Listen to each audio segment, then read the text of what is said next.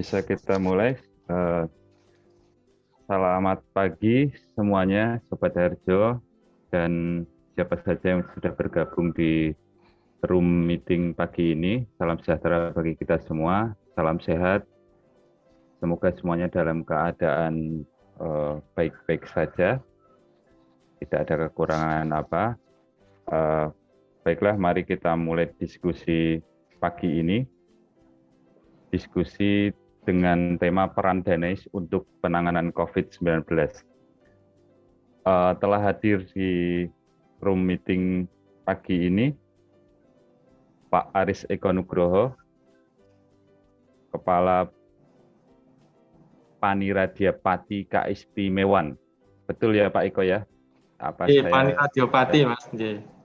Paniradiapati Keistimewaan, bukan? Paniradio Keistimewaan. Keistimewaan. Ya, selamat pagi Pak. Pagi Mas Nugroho. Sehat-sehat Pak ya? Alhamdulillah sehat. Sepertinya di kantor pakai masker, kalau di rumah mungkin juga pakai masker Pak Eko ya. Ya, jadi mungkin sebagai background buat Sobat Harjo semua, bahwa kenapa diskusi ini perlu kita lakukan di sini. Ini karena beberapa waktu terakhir kondisi pandemi ternyata di luar proyeksi di awal tahun ya. Awal tahun kita memproyeksikan bahwa di semester kedua ini kita mulai memacu perekonomian setelah persoalan problem pandemi sejak Maret 2020 sudah mulai teratasi, tapi ternyata kenyataan di lapangan berbicara lain. Kasus setelah Juni, terutama setelah Lebaran itu semakin naik, bahkan bisa dikatakan eksponensial ya. Beberapa hari di daerah istimewa Yogyakarta,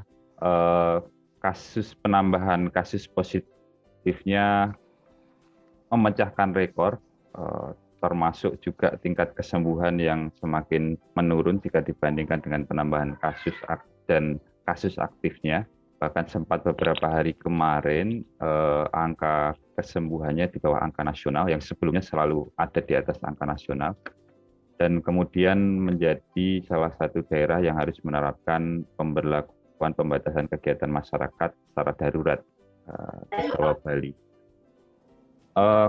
Kenapa diskusi ini perlu? Karena di beberapa waktu terakhir muncul wacana bahwa kenapa tidak Danais dialihkan untuk penuntasan atau penanganan COVID-19. Dananya cukup fantastis. Tahun ini 2021 Danais kalau tidak salah, nanti dikoreksi Pak Eko, ada 1,32 triliun. Ini jumlah yang cukup fantastis, dan ternyata setelah saya riset sedikit, ada 1/4 lebih dari dana itu ternyata sudah dialokasikan oleh Pak Eko dan kawan-kawan untuk penanganan COVID. Jadi entah ini nanti skemanya seperti apa, nanti bisa dijelaskan Pak Eko, karena Danais ini kan tidak bisa digunakan dengan sembarangan. Ada pos-pos yang sudah terkotak-kotakkan dalam 5 pilar keistimewaan. Kalau tidak salah begitu Pak Eko ya, ada kelembagaan, ada tata ruang, ada kebudayaan, ada pengangkatan kepala daerah, dan itu sudah terkotak-kotak sedemikian rupa. Nah, untuk refocusing atau realokasinya nanti seperti apa mungkin bisa disampaikan Pak Eko gitu. Jadi usulan ini muncul di netizen ya, di warganet. Jadi kenapa sih tidak Danais ini kemudian di refocusing dan direalokasikan sedemikian rupa untuk membantu penanganan COVID.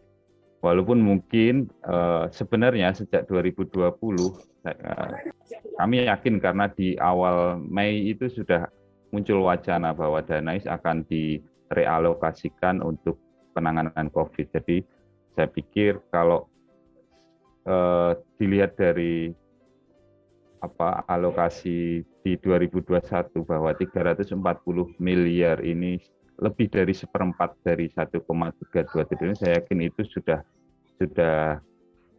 dari dana yang sedemikian fantastis itu sudah sedemikian diatur untuk kemudian sebagian dialokasikan untuk membantu penanganan COVID. Nah, di sini juga ada Prof. Taryo yang menjadi salah satu perancang undang-undang keistimewaan dan juga terlibat dalam perumusan perda istimewa kalau tidak salah. Nanti mungkin bisa meramaikan diskusi di pagi ini. Nah, untuk mengawali ini nanti ada narasumber satu lagi, sosiolog UGM, dari Departemen Sosiologi UGM, Pak Ari Sujito, tapi nanti akan bergabung mungkin 15 menit lagi, agak telat. Jadi untuk pertama kita ke Pak Eko dulu. Jadi Pak Eko bisa memberikan gambaran, Pak, jadi dari dasar hukum Undang-Undang 13 2012 ya, Undang-Undang Keistimewaan, sebenarnya pemanfaatan dana itu secara umum, secara prinsip itu untuk apa saja, Pak? Silahkan Pak Eko.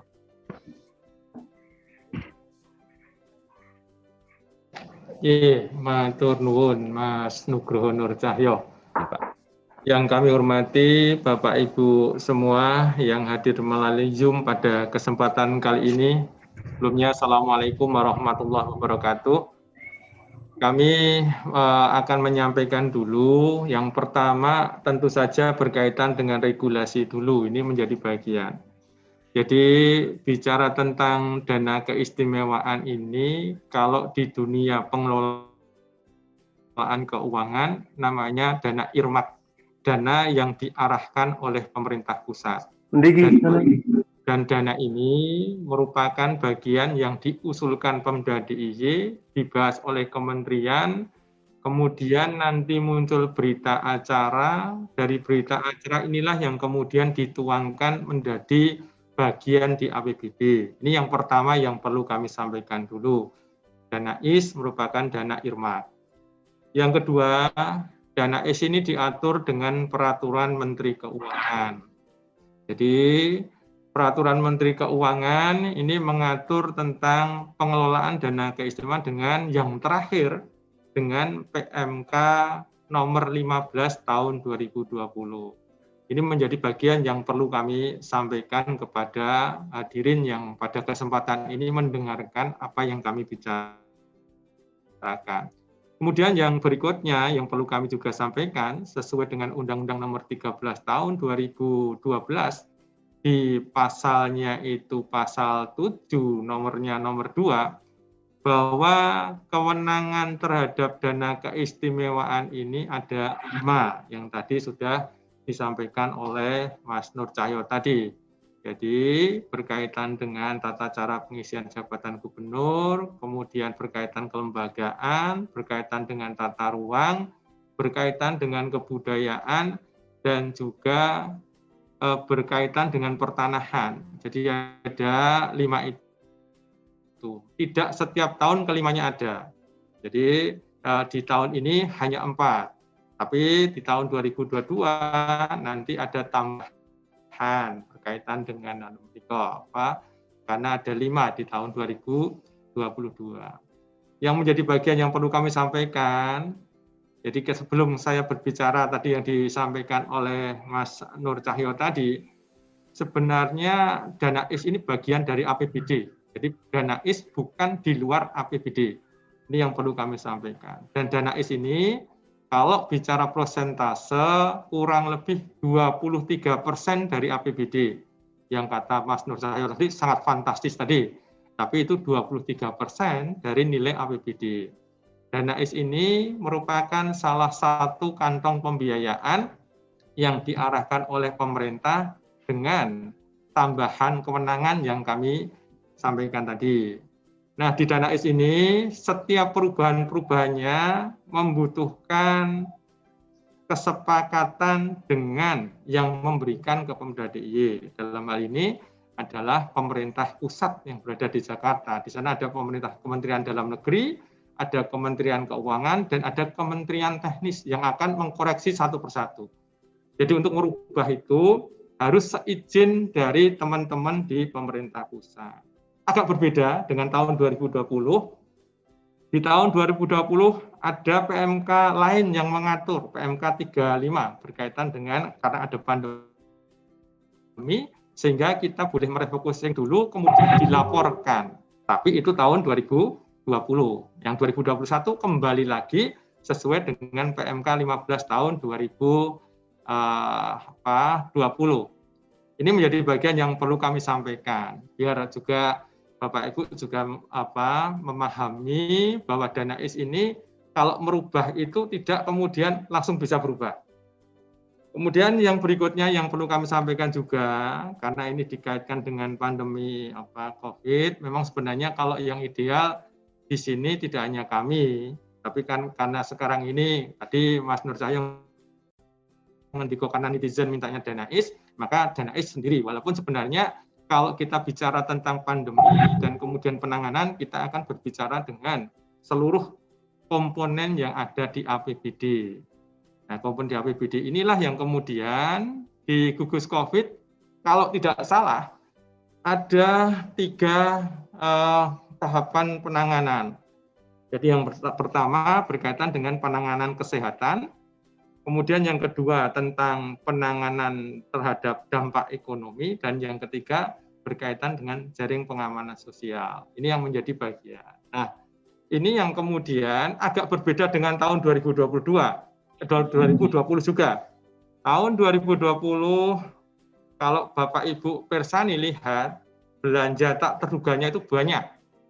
Tapi mulai tahun 2021 BTT-nya itu 54 miliar. Belanja tak terduga di Pemda ini 54 miliar. Yang lain berada di mana? Yang lain tersebar di OPD teknis, termasuk di dalamnya OPD yang menangani dana keistimewaan. Ini menjadi bagian pemantik diskusi ketika kemudian ada pertanyaan tentang dasar hukum, terus kemudian mekanisme perubahan dan sebagainya. Untuk awalan itu dulu, mungkin kalau misalnya ada yang perlu kami tambahkan, nanti kami tambah. Ya, makasih Pak Eko. Jadi itu ya, ada keterbatasan dalam ruang gerak, terutama tadi ada Peraturan Menteri Keuangan 15/2020 kalau tidak salah Pak ya, itu khusus mengatur tentang dana IS. Itu apa sih Pak yang berbeda dengan sebelumnya? Karena sebelumnya kan tidak diatur secara khusus dengan PMK 15 gitu. Jadi secara perencanaan atau secara apa yang membedakan itu?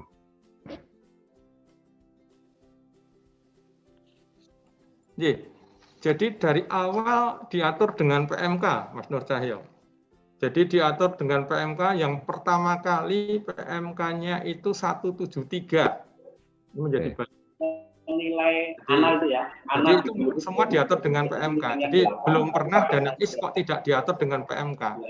Jadi peraturan Menteri Keuangan itu tidak hanya mengatur berkaitan dengan dana IS, tapi juga mengatur dengan dana desa dan sebagainya. Jadi prinsip ada kalau yang 173 tadi kalau yang paling awal yang saya lupa 103 atau berapa, tapi itu di tahun 2013, awal tahun 2013. Baru kemudian yang terakhir yang kami sampaikan tadi 15. Cuman 2020 Pak ya. Betul, cuman di tahun 2020 ada PMK nomor 35. Nah, di sini mengatur tentang transfer keseluruhan termasuk dana keistimewaan dan bisa merubah yang berbeda. Jadi yang berbeda hanya karena ada PMK 35. Tapi itu berlaku tahun 2020. Nah, 2021 kita kembali lagi ke PMK 15 tahun 2020. Itu Mas Nur. Ya Pak Eko. Nah ini mungkin teman-teman pengen tahu juga tahun lalu itu dari dana 1 triliun lebih itu berapa sih yang digunakan atau dialokasikan untuk ikut disertakan dalam program penanganan COVID gitu. Mungkin kisarannya berapa, karena tahun ini kalau tidak salah mungkin nanti dikoreksi Pak Eko, itu ada 340 miliar. Ini kan juga lumayan besar ya. Kalau secara proporsional 1,3 triliun artinya 1/4 lebih dari dana itu. digunakan khusus untuk penanganan COVID, dan mungkin nanti elaborasinya kemana saja bisa dijelaskan Pak Eko. Silakan Pak Eko. Iya, Mas Nur Cahyo. Yang pertama, kalau 2020 nanti bisa dipersani, itu kan dulu juga Panirado Keistimewaan yang sebelum kami pun juga pernah menyampaikan sekitar 100-an miliar. Bisa di jejak digital, bisa dipersani nanti Mas, berkaitan dengan Artinya ini tahun ini 3 kali lipat ya Pak dibandingkan yang tahun lalu gitu ya? Ya, meningkat kalau misalnya kemarin angka itu, berarti angka ini ada perubahan angka. Cuman yang tadi yang kami sampaikan tadi, kan ada 3 penanganan ya. Kesehatan, kemudian ekonomi, kemudian jaring pengaman sosial. Nah, kami selalu matur ke wartawan, ke Bapak Ibu yang tanya ke kami akan bicara tentang 1, pemberdayaan masyarakat, 2, pemulihan ekonomi, 3, ketertiban, dan yang keempat, kesehatan. Ini kami sampaikan. Kenapa ini kami sampaikan semacam ini? Karena memang kami pun juga sangat kesulitan ketika kemudian ditanya ini pemberdayaan atau pemulihan ekonomi. Karena persepsi saya, mungkin persepsi dengan Mas Nur beda, Mas Ari juga mungkin beda, yang saya Prof. Tarya juga beda. Misalnya tentang pengadaan gamelan. Pengadaan gamelan ini, kalau kita bicara di tahun ini di Dinas Kebudayaan kurang lebih ada 65 gamelan perunggu, 65 gamelan besi, kemudian 13 perunggu. Di dalam pemenang yang kompetisi besi, itu mereka memiliki 15 mitra. Di dalam 15 mitra ini, kalau misalnya kita sampaikan mereka itu sekitar 3 saja, artinya ada 45 orang yang terlibat di dalam satu pembuatan gamelan. Nah, ini pemberdayaan ekonomi, pemberdayaan, atau ini pemulihan ekonomi. Nah, inilah yang saya matur, saya sangat kesulitan kalau kemudian diminta mana yang pemberdayaan, mana yang pemulihan ekonomi, karena persepsinya beda-beda. Misalnya yang berikutnya, Arjok. Arjok barusan kemarin diselenggarakan, kemarin dibuka oleh Mas Menteri, di CMN biasa, itu pun juga ada bagian Danais yang berada di sana juga. Pelaksanaan Arjo kemarin, apakah pemulihan ekonomi, apakah itu pemberdayaan? Bisa semacam ini, Mas. Nah, ini bisa jaring pengaman sosial juga, Pak, untuk seniman. Betul kan ini, Pak? makanya kan ini yang menjadi bagian. Makanya kami tidak pernah dikotomi mana yang dan sebagainya. Apakah ini menyelesaikan sosial, apakah karena harapan kita dengan Arjok yang kemarin ini juga menjadi bagian pemerintah juga belajar. Oh, kalau ini bisa, berarti ke depan ya, walaupun PTKM ini bisa diterapkan, bisa semacam ini. Karena Arjok kan dari tanggal kemarin sampai dengan tanggal 31 Agustus. Ini juga contoh saja. Dan memang di Arjok ini juga, kami pun juga tidak banyak anggaran yang ke sana. Beliau sendiri yang kemudian cari kemana-mana dan sebagainya. Makanya matur nuwun pada Mas Heri Pemat yang juga mempercaya pada kami untuk kerjasama. Berapa orang yang terlibat, seniman dan sebagainya. Nah, ini perlu kami sampaikan. Dan kelemahan kami memang di dalam publikasi. Kadang kami tidak cerita itu, justru kan itu harusnya itu dari Danais juga, misalnya semacam itu, mendukung misalnya. Oke, itu sebagai contoh. Kemudian kalau bicara yang tadi disampaikan 340, ini yang memang menjadi bagian yang perlu kami sampaikan juga. Jadi kami selalu menyampaikan kalau kemudian kami langsung di dalam menangani pandemi COVID, kami mengatakan dari awal bahwa kami memang tidak langsung ke sana. Ini yang perlu kami sampaikan juga. Sehingga kalaupun kemudian ada juga dari berbagai macam pendapat dari masyarakat untuk mengkritisi berkaitan apa yang kami lakukan, monggo, ini bagian dari proses. Kami pun juga proses belajar. Di pandemi ini pun juga kami belajar. Pakai masker 1, sekarang pakai masker 2, kemarin pakai face shield, sekarang face shield tidak boleh, dan sebagainya. Ini bagian-bagian yang kami pun juga belajar di dalam pelaksanaannya. Nah, di 340 ini, memang di situ ada kegiatan untuk industri kreatif dan pengembangan wirausaha. Misalnya, baik itu berkaitan dengan ada pamerannya, ada HKI-nya, ada biofarmakanya, ada molding gamelannya misalnya. Ada juga Kube Lestari Budaya, kelompok usaha bersama ekonomi Lestari Budaya, dilakukan oleh teman-teman kami di Dinas Sosial. Kemudian juga ada penyiapan tentang trading house UMKM, itu juga menjadi bagian di kami, termasuk yang berkaitan dengan bandaranya, untuk menyiapkan itu juga di kami, ada pasar kota gede di sana, itu juga dengan dana keistimewaan. Kemudian juga ada pemberdayaan organisasi pelaku, fasilitasi event penggiat seni, produk daring dari provinsi dan kabupaten. Ini juga pemberian ekspresi ruang seni ini ya juga cukup lumayan banyak.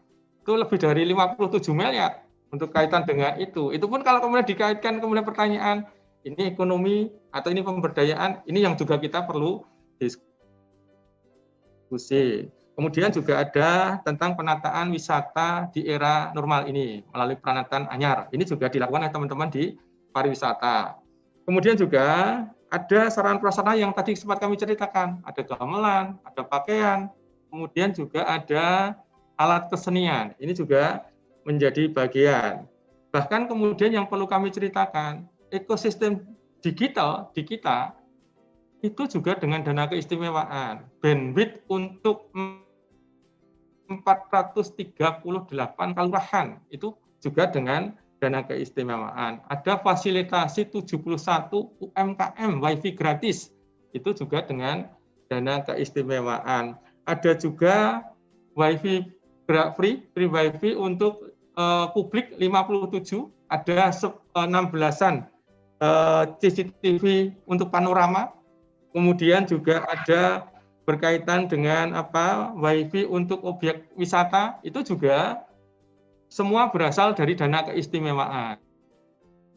Ini juga menjadi bagian, termasuk juga berkaitan dengan daringnya teman-teman di sekolah menengah. Kemarin ada 49 titik blank spot, itu pun juga dengan dana keistimewaan. Jadi memang banyak yang kita coba sajikan, tapi memang kami punya kelemahan. Publikasi ini tampaknya menjadi bagian kelemahan utama. Bahkan ketika kemudian menarik juga ada event budaya, tapi tidak pada saat ini, pada tahun-tahun kemarin, itu beliau juga tidak cerita tentang dana keistimewaan. Dan ini menjadi bagian PR berat di kami untuk memberitahukan bahwa banyak yang sudah dikerjakan di keistimewaan, tapi belum sempurna. Iya, kami sepakat. Kita belum sempurna, kami ingin menyempurnakan itu dengan bantuan Bapak Ibu semua. Ini menjadi bagian yang perlu kemudian kami sampaikan. Kemudian yang tadi, yang kesehatan misalnya. Ini kami juga cerita, 1,7 miliar. Kemudian peruntukannya untuk apa? 1,7 miliar itu, di situ ada pembinaan kesehatan tradisional di pusat layanan kesehatan. Kemudian juga ada sosialisasi biofarmaka dan nilai kesehatan tradisional. Kemudian layanan kesehatan hingga pengembangan budaya. Nah, tidak banyak memang, 1,7 miliar, itu angkanya tidak begitu banyak, dan memang di situ pun juga, nanti mohon izin, ini contoh aja. Ini salah satu produk ini, ini berasal dari jamu Jogorogo. Di sini ada kurang lebih sampai sekarang ini baru sekitar 7 dusun yang kemudian dikembangkan. Tapi memang mohon maaf, yang konsentrasi itu baru teman-teman di Kabupaten Bantul. Ya. Jadi belum di kabupaten lain. Di Kabupaten Bantul ada 7 puskesmas, kemudian mereka punya 12 dusun binaan, itulah yang kemudian kita bina. Lah, kalau sekarang kemudian ada yang mengatakan misalnya saya belum pernah terlibat di situ, monggo. Nanti di teman kami ada Mbak Siwi, Bu Siwi, Kepala Dinas Koperasi, siap dengan PIRT-nya, siap dengan izin edarnya, yang sekarang ini juga menunggu. Artinya proses itu menjadi bagian yang kami coba sempurnakan, Mas. Samping itu juga ada pengembangan untuk desa budaya. Sementara itu dulu, nanti tidak Mas Ari kalau ngomong. Baik Pak Eko, menarik sekali. Jadi kalau kita kotak-kotakkan, kemudian ini pos ini untuk masuk ke terelaborasi kemana, itu agak sulit karena bisa jadi ketika supporting ke Arjok itu sebenarnya masuk ke pemberdayaan, bisa masuk ke pemulihan perekonomian untuk seniman di situ yang terlibat di situ, ataupun apapun yang terlibat di acara itu juga bisa masuk ke situ. Gitu. Betul ya Pak Eko ya? Jadi agak sulit untuk mengkotak-kotakan itu, termasuk di kesehatan ternyata arahnya adalah pembinaan untuk UMKM yang bergerak di biofarmaka, termasuk tadi repackaging untuk jamu ya yang dilakukan di Bantul gitu, untuk kemudian persiapan untuk kemudian nanti ke depan bisa pasarnya lebih bagus lagi. Ini juga masuk ke pemberdayaan atau masuk ke pemulihan ekonomi, ini kan juga akhirnya tidak bisa kita kotak-kotakan. Baik, sudah di sini Pak Ari Sujito. Selamat pagi Pak Ari, sehat-sehat Pak. Pagi Mas Nur. Ya. Sehat. Pagi Mas Aris. Ya Mas Ari, ya sewu. Yes. Ya Pak Ari, ini tadi kita sudah diskusi panjang lebar, tadi sudah dijelaskan oleh Pak Eko bahwa Daneis ini sulit untuk dikotak-kotakkan atau untuk melacak bahwa dana ini dalam penanganan COVID untuk apa saja, karena masuk kemana-mana gitu. Dia sebagai supporting untuk kegiatan-kegiatan yang dilakukan oleh SKPD yang lain. Seperti misalnya tadi pembinaan UMKM dari Pani Radyapati juga sudah ada pengalokasian Danais, yaitu untuk pemberdayaan UMKM, entah itu pemberdayaan, entah itu pemulihan ya, tapi ada 71 UMKM yang mendapat bandwidth gratis gitu, bandwidth gratis untuk ekspansi ke penjualan daring. Itu bekerjasama, kalau tidak salah bekerjasama dengan Dinas Koperasi UMKM ya, dengan Bu Siwi. Nah ini dari kacamata kebijakan publik ya Pak Ari, secara umum dalam kacamata kebijakan publik untuk Danais itu sebenarnya prinsip-prinsip dasarnya seperti apa sih yang harus diperhatikan untuk tadi yang dijelaskan oleh Pak Eko. Danais ini adalah dana earmark gitu, dana yang sebenarnya menjadi satu dengan APBD yang dikelola sedikit agak otonom gitu. Ya, terima kasih Pak Mas Ari. Selamat pagi teman-teman semua. Assalamualaikum warahmatullahi wabarakatuh. Pak Aris dan Pak Ibu yang saya hormati.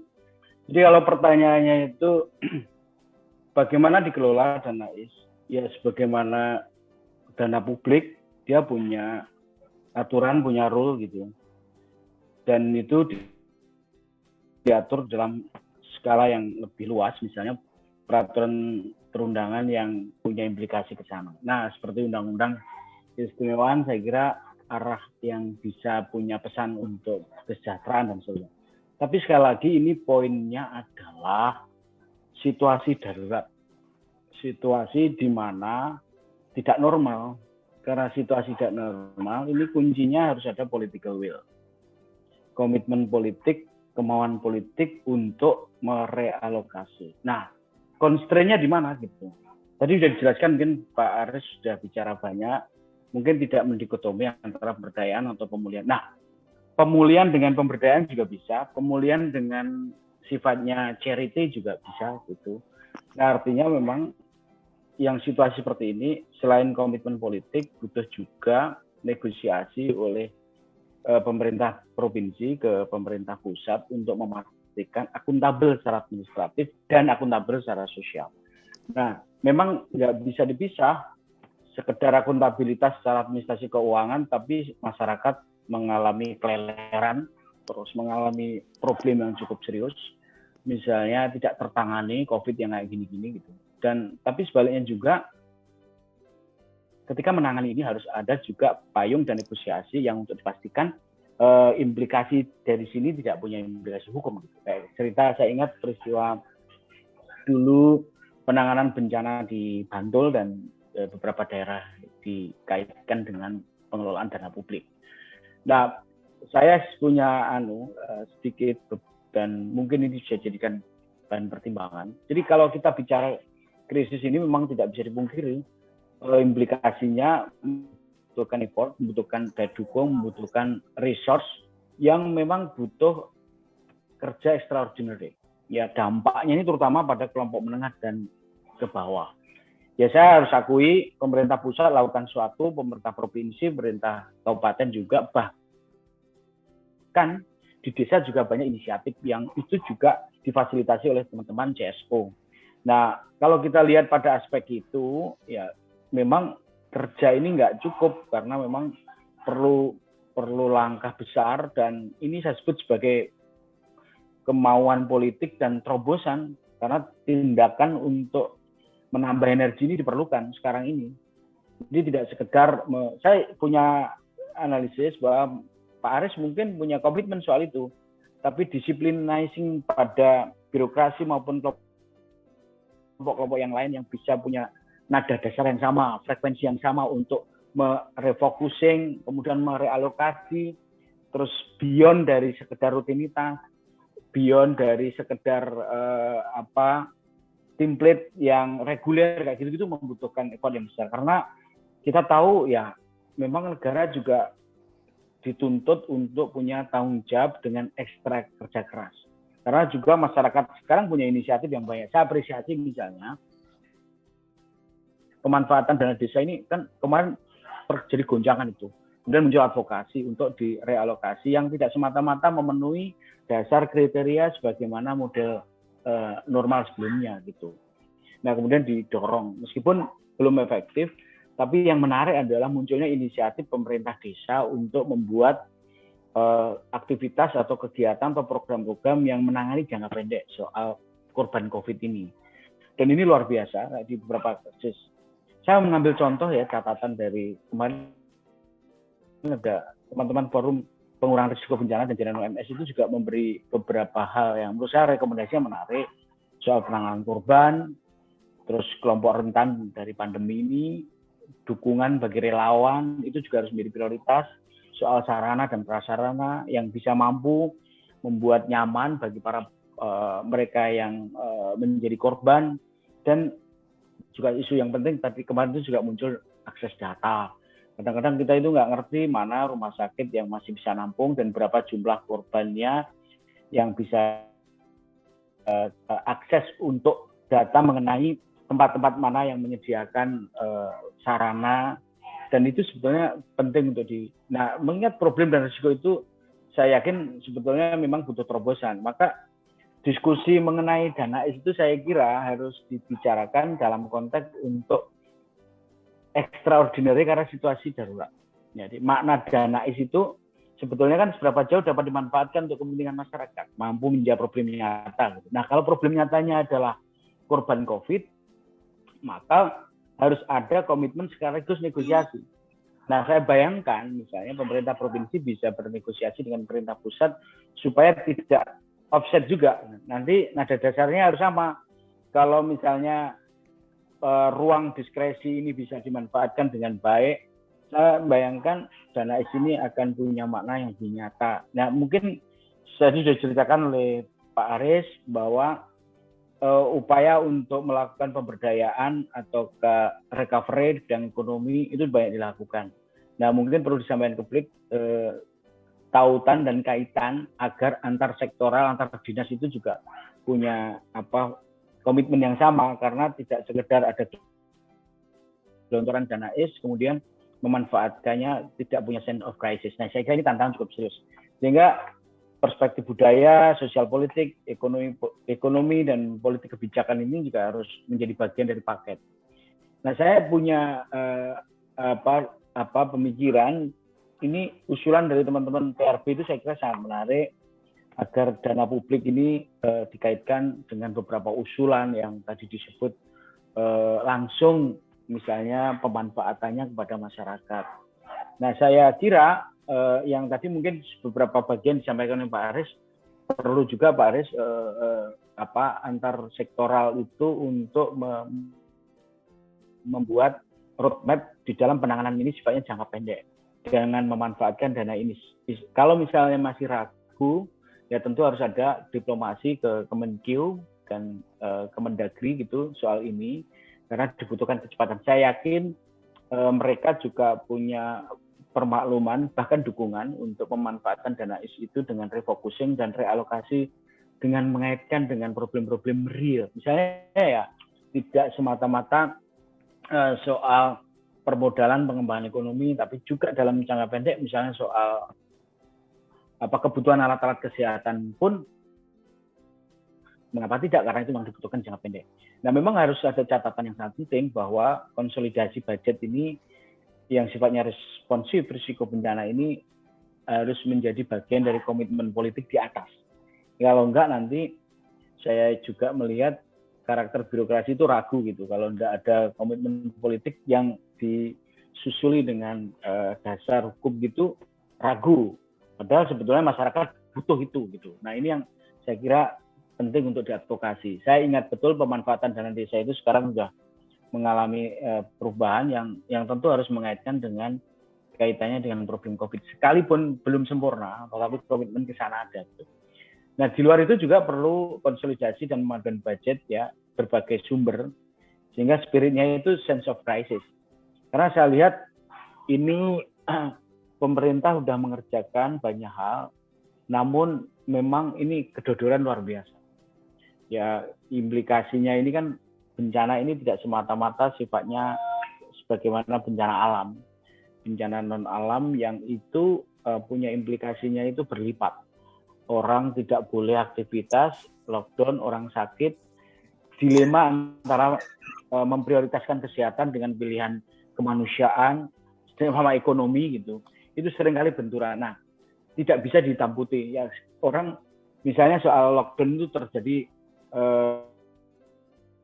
debat yang luar biasa. Menurut saya, pandangan kita harus beyond soal hukum, tapi jauh lebih penting dari itu adalah soal prinsip kemanusiaan.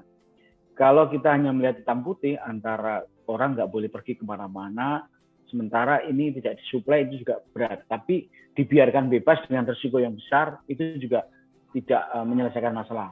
Atas dasar itu maka ya orang beraktivitas ekonomi, tapi prinsip untuk penegakan aturan supaya orang tidak seenaknya menggunakan kebebasan dengan cara protokol harus ditaati, itu juga harus dilakukan. Nah, saya rasa memang tidak cukup pandangan ini bisa dikerjakan atau hal yang bisa kerjaan besar ini dikerjakan oleh negara saja, butuh dukungan dan partisipasi masyarakat. Praktek di nyata di masyarakat di Yogyakarta sudah banyak inisiatif itu. Tapi yang perlu dicatat ada hal yang tidak bisa ditutupi, komunalitas yang kadang-kadang abai soal ini harus diedukasi. Jadi saya rasa dengan kembali cara pandang ini dipakai untuk melihat betapa daruratnya situasi sosial, politik maupun ekonomi sekarang, refocusing, rekontekstualisasi dan relevansi untuk pemanfaatan dana IS itu sangat mendesak, dan kita juga harus punya daya dukung. Mungkin kayak parlemen dan pemerintah itu juga harus mencoba mengadvokasi lebih proaktif ke pemerintah pusat sehingga nggak ragu gitu. Dan kita harus pastikan, kita kawal, masyarakat sipil harus mengawal bahwa memastikan kerja-kerja pemanfaatan dana IS itu lebih pada upaya sifatnya jangka pendek dan jangka menengah. Kami setuju kita membuat pemilahan. Kalau orang mau menolong untuk bangkit, oke, dengan pemberdayaan, permodalan dan sebagainya, kapasitas SDM. Tetapi yang perlu diingat juga bahwa orang udah mau tenggelam nih oleh situasi ancaman kesehatan. Oleh karena itu dia harus diciptakan dulu, dia harus sehat, dia harus bikin resiko dulu gitu. Entah untuk kebutuhan-kebutuhan sifatnya untuk tempat-tempat penampungan yang terus kemudian suplai pada yang isolasi mandiri. Data-data itu harus perlu untuk disampaikan. Dan saya rasa faktanya kesulitan yang dialami pemerintah ini harus membuat konsolidasi dengan jaringan masyarakat sipil.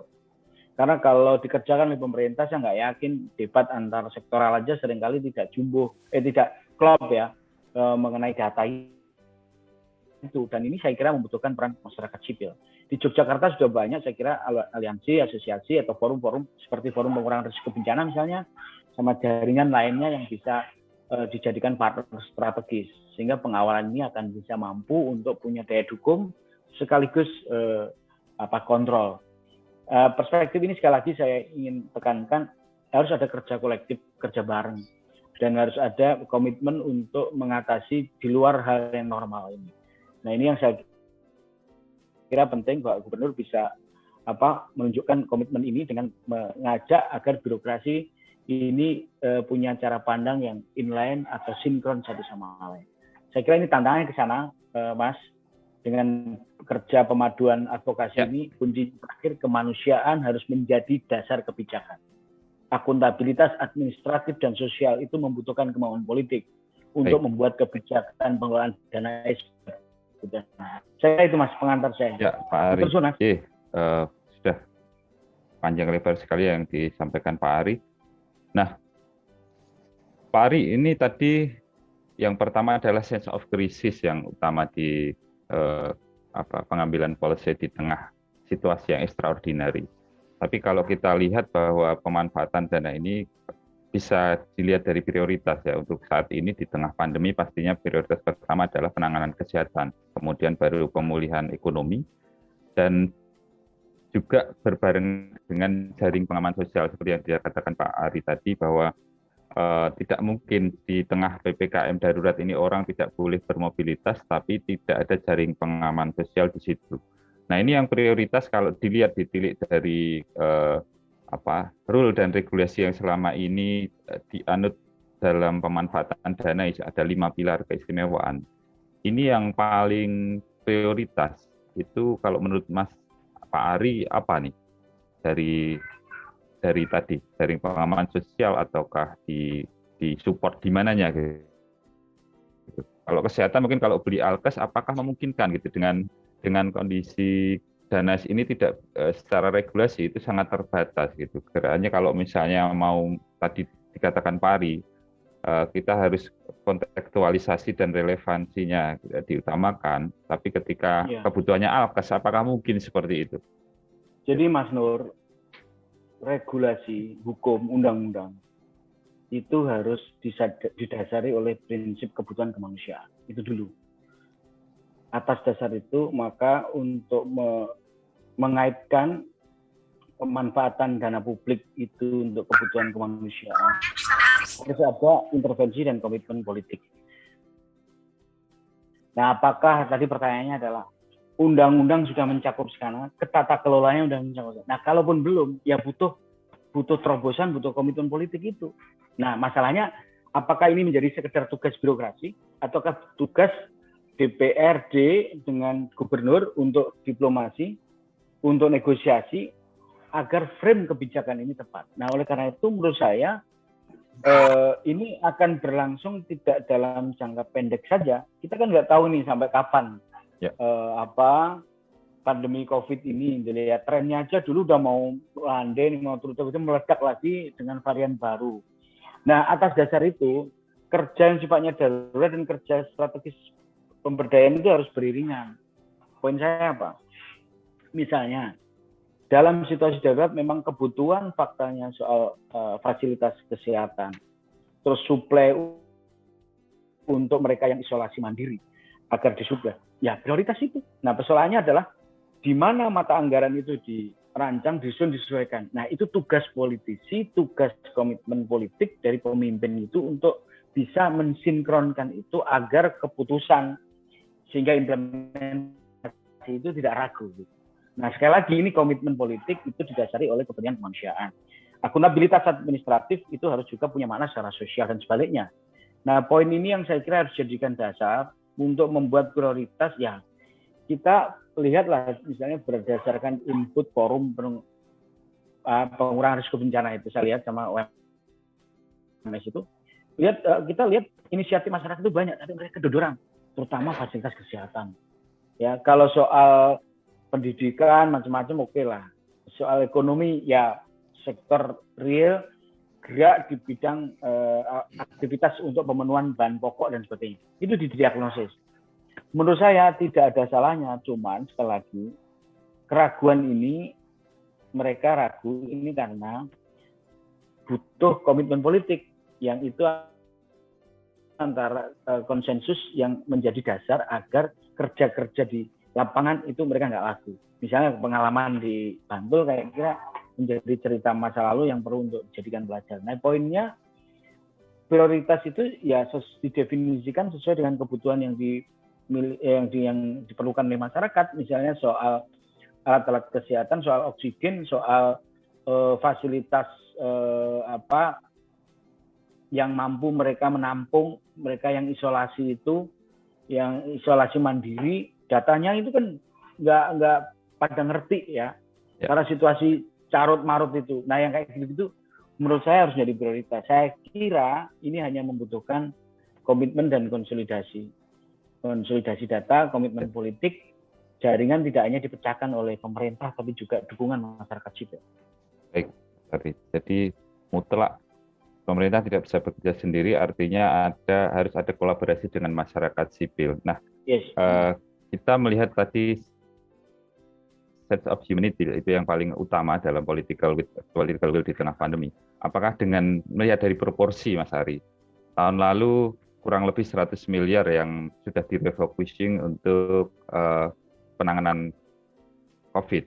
Nah, untuk tahun ini sudah 3 kali lipat lebih dari 100 miliar. Ada 340 secara proporsi dari 1,3 triliun sudah direalokasikan khusus untuk membantu penanganan COVID.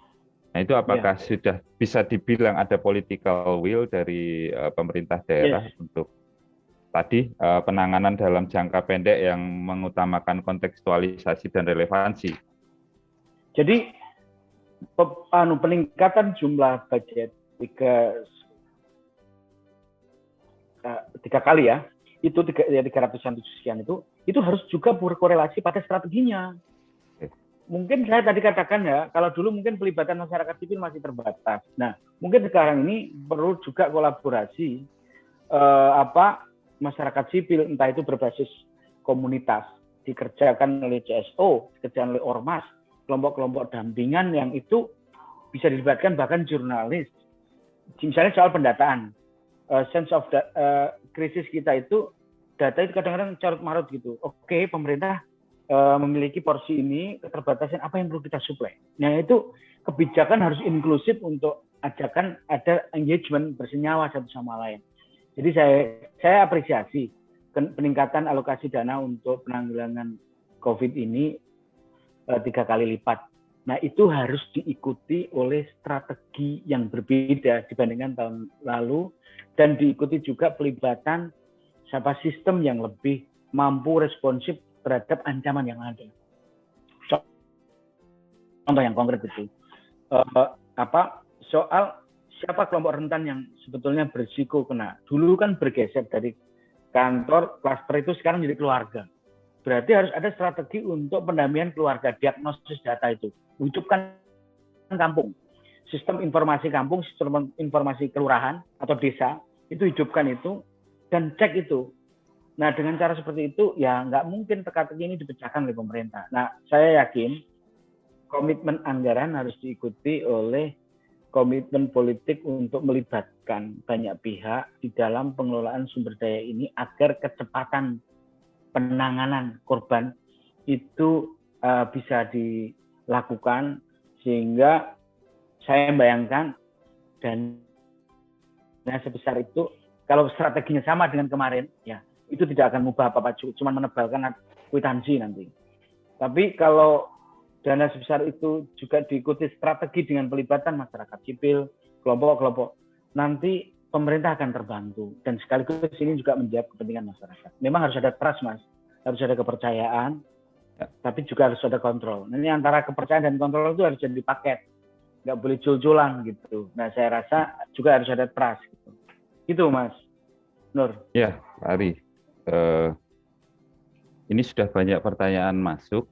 Tapi sebelum kita bacakan, ada dari direct message banyak sekali ini, tapi sebelum saya bacakan, kita beralih ke Pak Eko dulu, mungkin menanggapi dari apa yang disampaikan Pak Ari Sujito. Apakah mungkin dana keistimewaan ini dilakukan refocusingnya secara direct response gitu ketika ada persoalan gitu, maksudnya dalam term yang jangka pendek gitu yang tidak teranggarkan dengan rencana seperti as usual lah. Tadi kan Pak Ari menekankan di tengah extraordinary seperti saat ini tentu penggunaan dananya tidak bisa secara ordinary juga, jadi harus tidak business as usual gitu. Silakan Pak Eko. Oke, matur nuwun Mas Nur. Yang pertama, kami sepakat yang disampaikan oleh Mas Ari tadi bahwa sebenarnya di sini adalah bagian ada kolaborasi, komitmen, trust dan sebagainya itu menjadi bagian bungkusan yang kita tidak bisa meninggalkan itu. Ini menjadi bagian yang pertama yang perlu kami sampaikan. Yang kedua, penanganan berkaitan pandemi ini tidak bisa hanya kemudian ditangani oleh OPD tertentu, tapi semua OPD DIY. Dirijennya jelas, ada Satgas Gugus COVID. Sehingga dari Satgas inilah yang kemudian mengarahkan sesuai tadi yang disampaikan oleh Mas Ari tadi.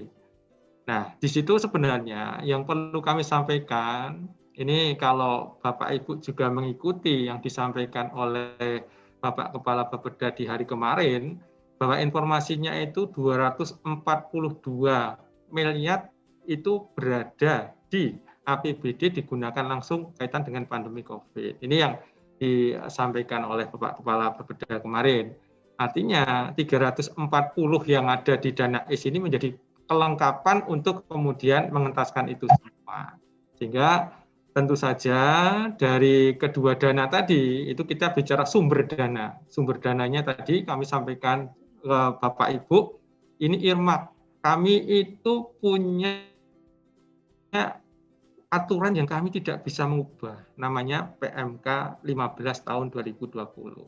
Kalau kemudian quick response yang disampaikan misalnya, quick response kalau dengan dana IS ya, kalau kami mengusulkan ke Jakarta pembahasan dan sebagainya minimal itu bisa 15 sampai 30 hari untuk proses itu. Ini yang perlu kami sampaikan juga. Kalau untuk kemudian kita akan bicara tentang quick response.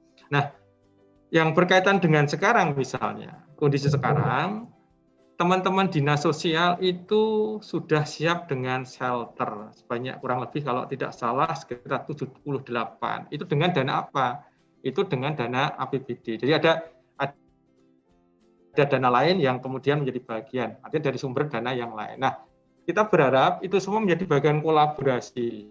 Jadi kalau kemudian di dinas sosial ada tagananya, di dana IS ada teman-teman jaga warga dan juga Sri, Satlinmas Istimewa.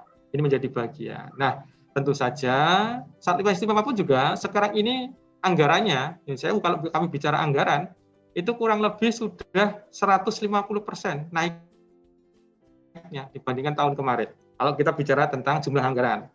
Dan kemudian kita bicara tentang kebijakan, itu juga ada perubahan. Kalau kemarin berada di urusan tata ruang, tahun 2021 berada di urusan kebudayaan. Dengan harapan apa? Agar mereka tidak terkotak pada 18 satuan ruang strategis, karena dari kemarin terkotaknya di situ. Nah, apakah teman-teman jaga warga sudah membantu? Apakah kemudian berkaitan dengan Sri sudah membantu? Nah, Bapak Ibu bisa melihat itu di lapangan. Sampai sekarang jaga warga kurang lebih ada 1.224 jaga warga.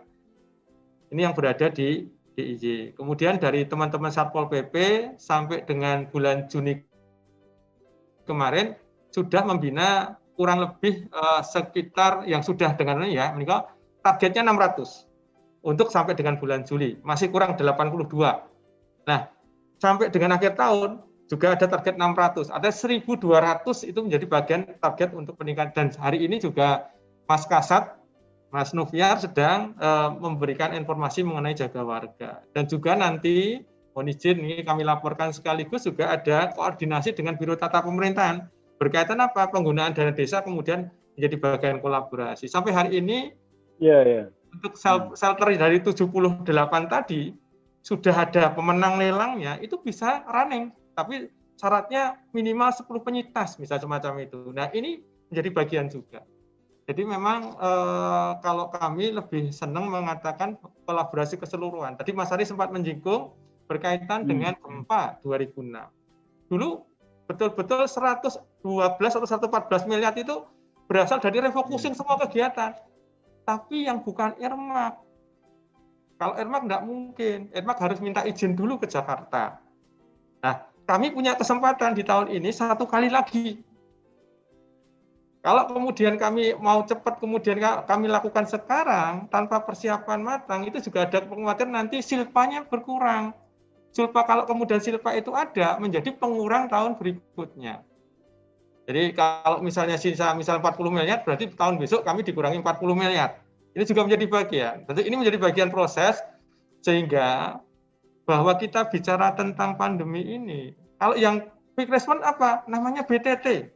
Belanja tak terduga. Tapi sekarang tidak sebesar tahun 2020, sekitar 54 miliar. Baru digunakan sekitar 5 miliar. Nah, ini menjadi bagian untuk quick response yang kemudian kita bicara tentang tadi Mas Hari Yun Sewu kaitan dengan mungkin oksigen, mungkin yang lain dan sebagainya. Nah, ini menjadi bagian proses, tapi ini semua tetap kami di bawah komando dari gugus COVID. Selama kemudian regulasinya memungkinkan untuk kemudian kami lakukan, saya kira itu akan kami lakukan dengan sebaik mungkin. Dan sekarang pun juga untuk penyediaan shelter pun juga beda dengan tahun 2020. 2020 dengan BTT diubah ke APBD langsung kemudian tanpa lelang bisa. Sekarang nggak bisa, harus dengan lelang karena BPK sama KPK juga sudah mengamanatkan itu. Nah, ini juga proses ini juga perlu kami sampaikan karena prosesnya cukup banyak. Jadi kalau kurang betul gimana uangnya Pemda? Ya semua berhenti itu menjadi bagian. Itu juga bisa juga dilakukan seperti tahun 2006 dulu. Ini yang perlu kami sampaikan ke Bapak Ibu. Sekedar informasi memang ada cara-cara dan 1 pergeseran aliran kas, 2 pergeseran anggaran, 3 relokasi anggaran, 4 nanti refocusing kemudian nanti diubah menjadi berbeda. Ini juga bagian-bagian proses yang bisa kita lakukan. Jadi prinsip kami kalau secara regulasi memungkinkan, kami akan berusaha mengambil itu di bawah komando dari teman-teman kami di Satgas Covid. Kami juga perlu cerita 1 poin juga, Insyaallah. Tahun 2020 kami pernah berada di tak terduga dana IS itu hampir 200 miliar tidak dipergunakan. Akhirnya kemudian menjadi program kegiatan tahun 2020. Di situ bisa karena kemudian diatur dengan PMK 35 tahun 2020 juga. Kemudian tahun 2021 sekarang tidak ada dan 2020 kami pernah menyiapkan BLT untuk seniman Jogja yang berKTP seniman kurang lebih 340 orang nyadong duko akhirnya tidak direalisasi karena nggak ada yang berani karena harus DTKS padahal senimannya bukan DTKS akhirnya uangnya kita store lagi. Ini juga cerita ini keinginan baik tapi ingin sewu kami ini juga ada regulasi-regulasi yang kami berusaha mensiasati. Kalau memungkinkan secara regulasi siap itu akan kami coba lakukan. Saya kira menikah Mas Nur Cahyo, matur nuwun. Ya, Pak Eko. Jadi sebenarnya political will ada di daerah ya, cuma kadang ada hambatan-hambatan mengenai regulasi. Barangkali political will tadi yang disinggung Pak Ari sudah ada, cuma kemungkinan hambatannya adalah hambatan regulasi, apalagi untuk 2021 justru malah tidak sebebas 2020. Padahal sebenarnya penanganan di tengah pandemi ini sebenarnya apalagi di pertengahan tahun ini itu jumlah kasusnya sangat eksponensial. Nah ini mungkin Mas Ari, kembali ke Mas Ari, ada pertanyaan ini yang sudah masuk melalui direct message. Tanya Pak Ari, Jogja ini kan memiliki modal sosial yang sangat besar. Saya yakin jika modal sosial ini digerakkan untuk sama-sama menangani pandemi, maka bencana ini akan lebih cepat ditangani. Ini ada usulan dari Wahyu. Bagaimana kalau keraton di BKP Pemda DIY menginvestasi ini soal memberdayakan modal sosial yang sudah kuat ini? Monggo, menurut pandangan Pak Ari. Ya, saya mau merespon dulu apa yang disampaikan oleh Pak Ari. Jadi saya apresiasi kalau memang selama ini sudah melakukan upaya-upaya untuk mengubah, ya, merealokasi, refocusing dan seterusnya, yang itu tujuannya untuk membuat kecepatan di dalam merespon persoalan COVID tahun 2020. Nah, constraint yang dihadapi oleh pemerintah daerah di dalam 2021 yang saya katakan harus ada tim yang diplomasi di tingkat nasional. Sekali lagi karena situasi ini resource ini kan hak masyarakat Jogja, konsekuensi di dalam undang-undang keistimewaan. Nah, tata kelola ini akan bisa disesuaikan dengan kondisi real karena fakta tentang problem tadi. Memang ini tidak bisa dibebankan sekali lagi pada eksekutif, tapi juga konsolidasi dengan legislatif dan komitmen untuk kepada Kementerian Keuangan.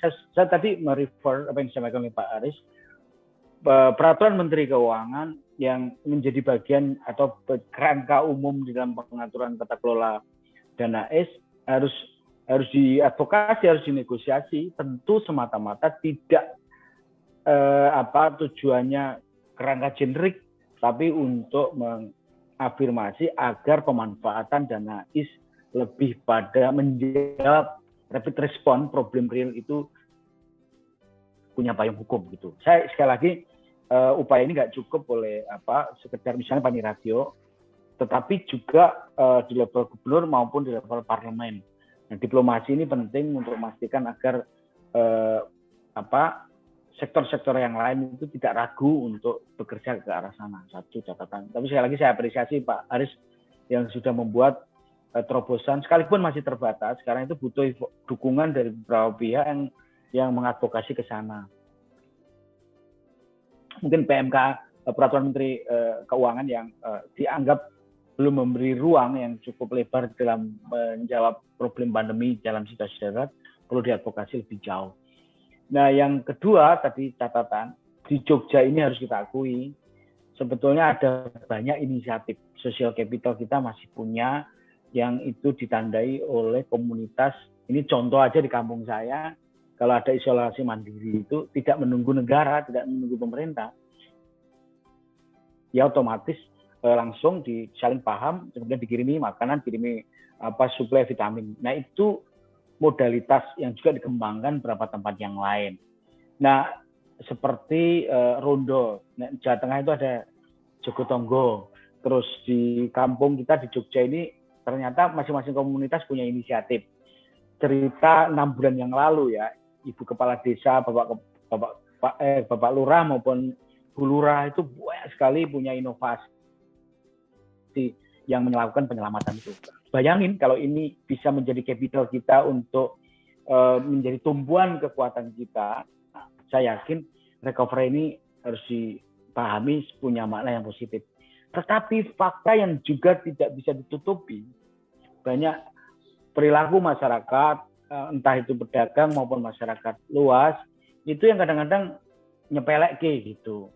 Nah, selain ada cerita positif tadi, ada yang negatif juga nyepelek, sehingga tingkat resikonya yang masih cukup luas. Nah, disiplin yang dilakukan oleh Satgas, terus kesadaran diri untuk di komunitas untuk mengingatkan dan mengedukasi itu terus-menerus harus dilakukan. Nah, soal ini yang perlu diakumulasikan sebagai kekuatan di Jogja. Nah, bayangan saya, kalau social capital ini diakumulasi, dikapitalisasi dengan lebih kuat, maka saya bayangkan negara yang ambil alih peran untuk menyelesaikan persoalan COVID ini akan diperkuat oleh partisipasi juga akan gede gitu. Nah, rasa-rasanya misalnya Jogja ini tiba-tiba meledak, nah, setelah tiba-tiba dibuka pariwisata. Kan kesannya ini nggak bisa ini pariwisata tutup lalu membiarkan. Ya oke, pariwisata buka, tapi harus juga diikuti konsekuensi pada disiplin. Satgas harus kencang untuk mendisiplinkan agar pelaku wisata itu tidak seenaknya. Nah, ini kan ledakan-ledakan kayak gini yang punya akibat yang cukup serius, kedodoran, akhirnya kita nih korbannya juga begitu tinggi gitu. Nah, sekali lagi termasuk varian baru dari COVID dengan Delta dan seterusnya itu kemungkinan ke depan harus punya pola baru, menghidupkan komunitas berdaya dengan lebih pada membangkitkan kembali soal pengetahuan lokal. Kedua, menghidupkan organ-organ komunitas itu untuk membangun kemandirian, untuk melakukan edukasi. Teman-teman kelompok menengah juga seperti itu. Tapi lead-nya tetap pemerintah. Pemerintah harus memimpin dengan memanfaatkan partisipasi publik. Saya yakin dengan cara seperti itu nanti kita akan bisa keluar dari krisis. Nah, sekali lagi saya tidak mengurangi rasa hormat saya apa yang sudah dilakukan pemerintah, tapi kekurangannya ini adalah terletak pada cara berpikir birokrasi yang sebagian itu masih cara-cara normal gitu, template. Nah, sementara birokrasi yang sebagian kewenceng gitu, tapi di sini orang, nah yang kayak gitu-gitu yang butuh terobosan, termasuk nanti di masyarakat juga gitu. Ono masyarakat beberapa desa kelurahan yang kreatif, ning yo ono sing ora mikir gitu. Itu juga ada. Nah, ini yang harus digerakkan gitu. Sumber daya politik, sumber daya ekonomi dan sumber daya budaya kita. Sehingga saya bayangkan keistimewaan itu harus punya dimensi perspektif memperkuat partisipasi. Kebudayaan dalam pengertian yang lebih luas adalah menghidupkan cara untuk melindungi diri, peduli yang lain, taat aturan main, itu juga bagian dari perspektif kebudayaan. Sehingga kita bisa baca, ini akan menjadi modalitas kita. Itu Mas Nur. Ya, Pak Arif. Nah, Jadi modal sosial ini mestinya berkolaborasi dengan pemerintah. Nah, mungkin ke Pak Eko dulu ya. Apakah memungkinkan partisipasi masyarakat untuk mengusulkan langsung atau mengakses langsung Danais begitu melalui tadi BTT yang mungkin bisa lebih quick response ya. Jadi apakah ada jalur untuk itu gitu. Jadi mungkin pertanyaan di sini apakah mungkin sih masyarakat langsung mengakses ke Danais itu? Iya, matur nuwun Mas Nur Cahyo. Yang pertama BTT bukan di Danais Mas, nanti enggak keliru. Oke. BTT itu berada di APBD, belanja tak terduga 54-an miliar itu berada di APBD dan memang disiapkan Pemda apabila nanti ada yang di luar dugaan. Makanya namanya belanja tak terduga. Belanja tak terduga ini bisa cair apabila kemudian ada pernyataan bencana dan sebagainya, itu regulasinya.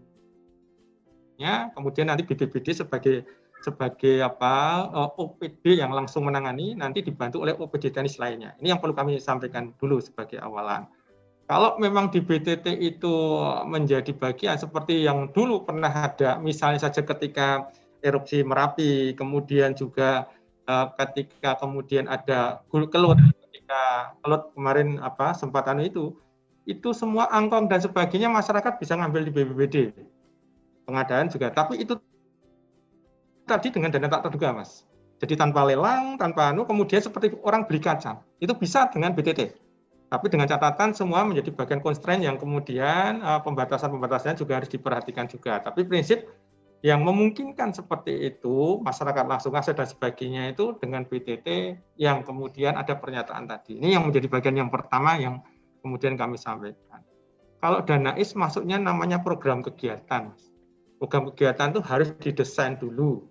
Didesain, makanya istilahnya ada yang mengatakan N-2 dan sebagainya. Nah, apakah itu bisa kemudian dilakukan perubahan? Ini juga ada yang bertanya. Sangat mungkin itu dilakukan perubahan. Makanya ada perubahan 1 sudah bulan Juni kemarin.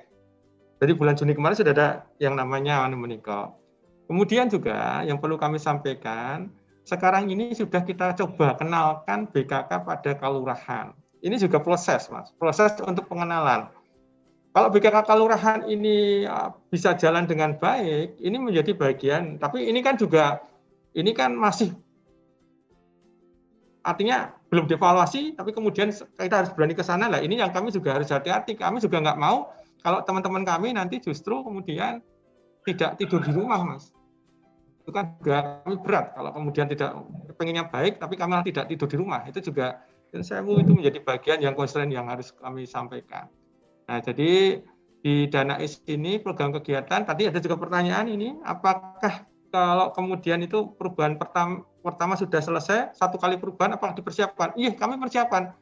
Perubahan ini akan kita siapkan kalau kemudian nanti ada sisa lelang, ada kegiatan yang tidak jalan, ada yang kemudian kegiatan yang kemudian ditunda dan sebagainya, itu nanti akan masuk menjadi bagian prioritas kami untuk kemudian perubahan yang kedua. Kapan kita siapkan sebenarnya, kalau konsep kami, ini bicara konsep ya Mas ya, konsep kami di bulan Agustus, kami baru mengusulkan ke Jakarta. Mungkin September atau awal Oktober baru selesai. Ini proses yang kami lakukan. Jadi kalau untuk penanganan secara cepat ini, tadi kami sampaikan, ada saku-saku lain di Pemda ini yang sebenarnya bisa untuk mendukung. Tapi sekali lagi, yang berwenang kaitan itu sebenarnya kami lebih suka yang berwenang kaitan dengan itu Satgas Covid. Nanti tidak kami keliru kaitan dengan menikah. Tapi kami di bawah koridor di beliau. Kemudian ini ada pertanyaan tentang taman budaya, seluruhnya menggunakan dana keistimewaan, tahap 1 sudah selesai. Jadi taman budayanya kalau itu yang dimaksud itu taman budayanya Gunung Kidul, taman budaya Gunung Kidul itu sudah selesai kontraknya, tinggal pembayaran. Tahun ini terakhir pembayaran, kalau belum progres sudah selesai, kalau yang Sleman dan Bantul baru persiapan. Saya kira menikah Mas. Ya Pak Eko, ini ada pertanyaan menarik sebenarnya berhubungan dengan tema di diskusi siang ini. Pak Aris, apakah dapat diusulkan Danais untuk membiayai PPKM Mikro atau lockdown di tingkat RT RW? Seperti tadi disinggung membangun shelter mungkin salah satunya ya, tentu saja dengan syarat-syarat tertentu. Tapi apakah itu memungkinkan akses langsung ke Panirajapati keistimewaan dalam hal ini misalnya? misalnya. Itu mungkin yang ditanyakan oleh masyarakat. Apakah mungkin sih akses langsung begitu misalnya ketika membutuhkan shelter atau ketika membutuhkan pendanaan di tingkat RT RW begitu. Mungkin itu pertanyaannya, Pak. Oke. Seperti kami sampaikan tadi, Mas. Kita coba belajar yang ketika ada kelut. Ketika kelut itu masyarakat butuh angkong, kemudian masyarakat butuh untuk pembersih dan sebagainya, itu disiapkan BPBD. Itu menjadi bagian. Tapi menggunakan dana tak terduga, Mas. Kalau dana sekarang ini, ketika mau merubah itu harus dengan Bapak Ibu di Jakarta dulu sebagai program kegiatan. Dan kalau itu pun kami lakukan, masuknya ya harusnya BTT, Mas. Dimasukkan BTT dulu, dana itu, kemudian nanti dari teman-teman BPD yang kemudian melakukan. Cuman masalahnya sekarang dana kaitan BTT itu uangnya masih ada. Jadi meninggal. Tapi kalau itu dilakukan kelurahan terserap ya Pak ya malah ya BTT ini ya. Gimana? Tidak begitu terserap ya tahun lalu ya untuk BTT ya. Tahun lalu kami pernah berada di BTT 200 miliar lebih, Mas. Akhirnya kemudian kita kembalikan ke program kegiatan. Karena memang ketika itu mau untuk apanya belum ada, sehingga kalau kemudian dipasang tetap di situ, risikonya nanti kami akan dikurangi sejumlah itu di tahun berikutnya. Sehingga itu menjadi bagian yang kemudian kami alokasikan dengan kita melihat program prioritas dari yang lain yang kemudian kami kerjakan. Nah, sebenarnya yang menarik, kalau kelurahan bisa enggak? Kelurahan itu bisa lebih cepat, Mas. Jadi kelurahan itu tanpa lelang, kelurahan itu bisa kemudian aturannya beda. Itu masalahnya. Kalau kemudian sekarang kami lakukan, kami ini juga ada regulasi yang kemudian menaungi. Nah, regulasi inilah yang kemudian harus kemudian kita anukan dulu. Tapi kalau untuk cepat nggak mungkin, Mas. Di bulan Juli misalnya. Tadi kami cerita, kalau bicara shelter, teman kami ini punya 78 shelter belum dipakai semua. Tadi pagi sudah kami coba sampaikan, coba tanyakan apakah itu memungkinkan digunakan. Sangat mungkin kalau masyarakat memang membutuhkan pada saat ini, ada shelternya, saya lupa kalau untuk untuk makan dan sebagainya ada 90 juta atau berapa, saya lupa. Tapi prinsip bahwa angka itu berada di dinas sosial bisa dilakukan juga. Saya kira menikah, Mas. Tapi melewati SKPD lain artinya ya Pak Eko ya, jadi tidak ada akses dinas langsung sosial. Ya, kalau untuk itu. Itu dinas sosial. Ya. Ya. Dan hanya saya, kalau ke Panirado enggak mungkin, Mas. Panirado itu perencana. Jadi OPD-nya teman-teman kami, dari masyarakat perencana nanti saya dimarahi oleh Mas Ari nanti. Perencana kok ngelakoni gawean.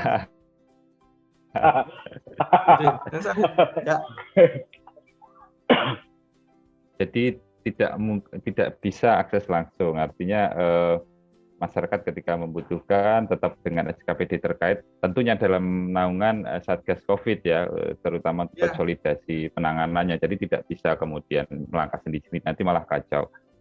Nah ini sudah hadir di sini, barangkali tadi sudah disinggung soal desa ya, lebih mudah gitu akses kelurahan ya, kelurahan dalam term kelembagaan DIY. Ada Pak Bh Yudonegoro ini dari Biro Tapem, barangkali mungkin bisa menambahkan atau bisa menandikan sesuatu gitu untuk ini.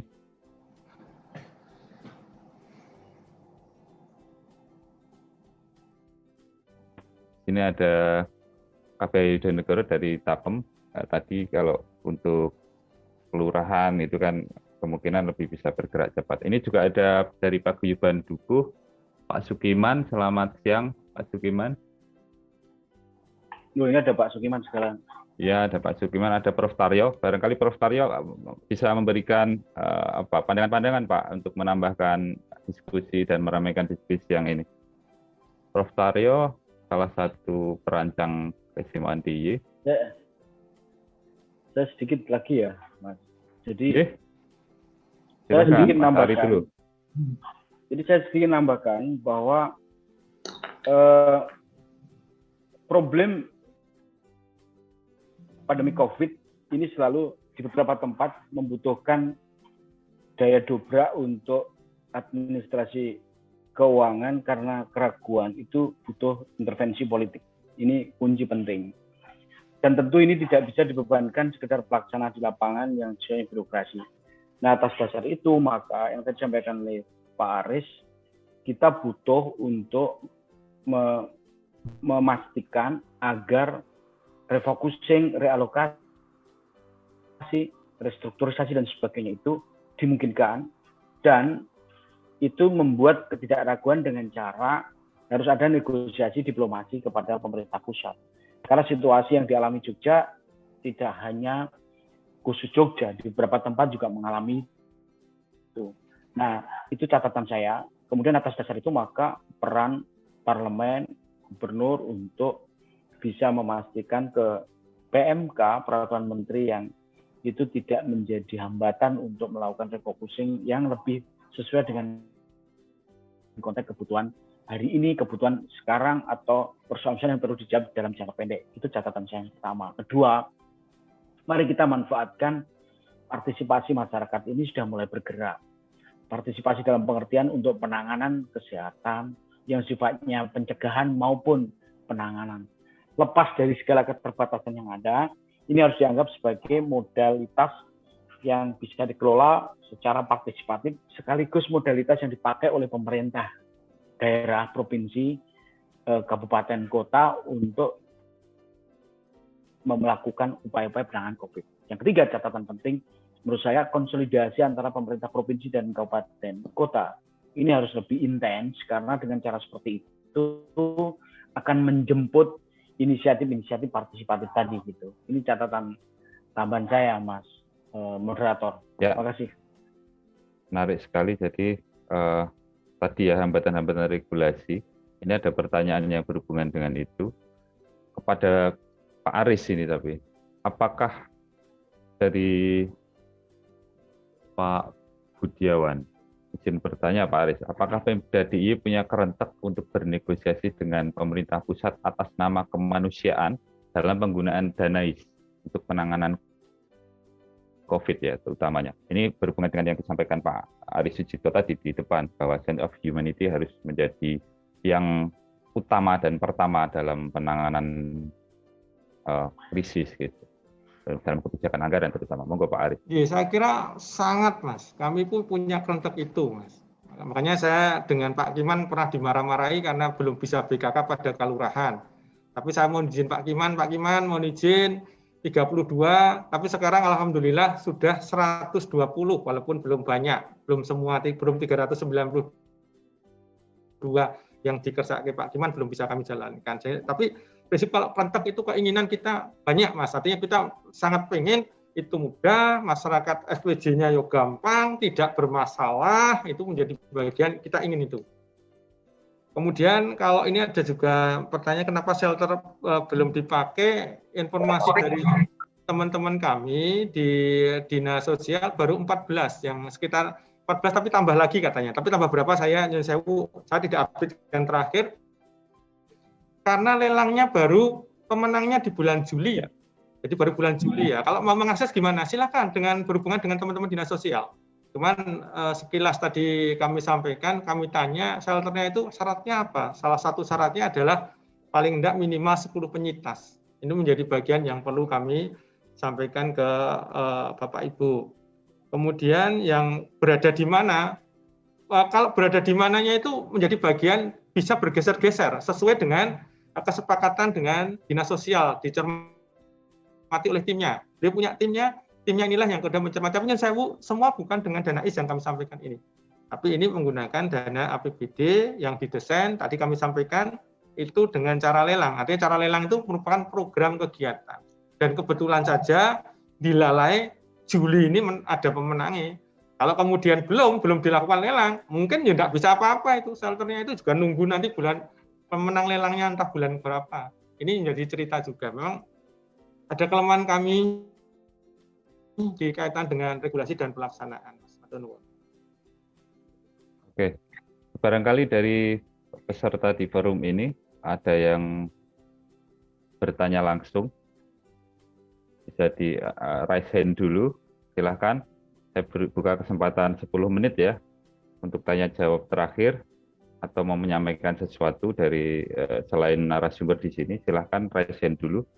Dari Pak Guyuban Duko mungkin Pak Nugroho. Boleh, Pak.